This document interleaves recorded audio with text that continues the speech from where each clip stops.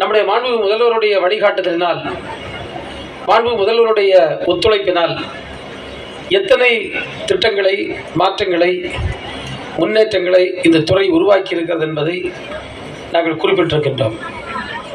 அன்புக்குரிய நண்பர்களே, இந்த அரசு பொறுப்பேற்ற நேரத்தில் நாங்கள்லாம் கிராமங்களுக்கு சென்றால் விவசாய பெருங்குடி மக்கள் சொல்லுகின்ற அடிப்படை வேதனையான சம்பவம், நாங்கள் பால் கொடுத்தால் பணம் பட்டுவாடா மாதக்கணக்கில் இழுக்கிறது. நாங்கள் பால் கொடுத்தால் தரத்திற்கேற்ற விலை எங்களுக்கு கிடைக்கவில்லை.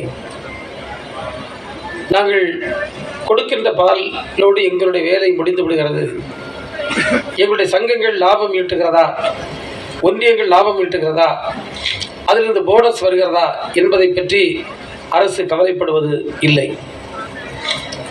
நாங்கள் கடன் வாங்க சென்றால் எங்களை திரும்பி பார்ப்பதற்கு கூட வங்கிகள் தயாராக இல்லை. இப்படி அடுக்கிக்கொண்டே போகக்கூடிய குற்றச்சாட்டுகள் விவசாய பெருங்குடி மக்களிடம் வருது. நாங்கள் வழங்குகின்ற தீவனம் சரியான முறையில் இல்லை என்றெல்லாம் கோரிக்கைகள் வரும்.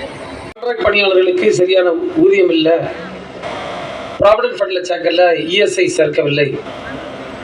நான் இப்படி எவ்வளோ விஷயத்தை சொல்ல முடியும்.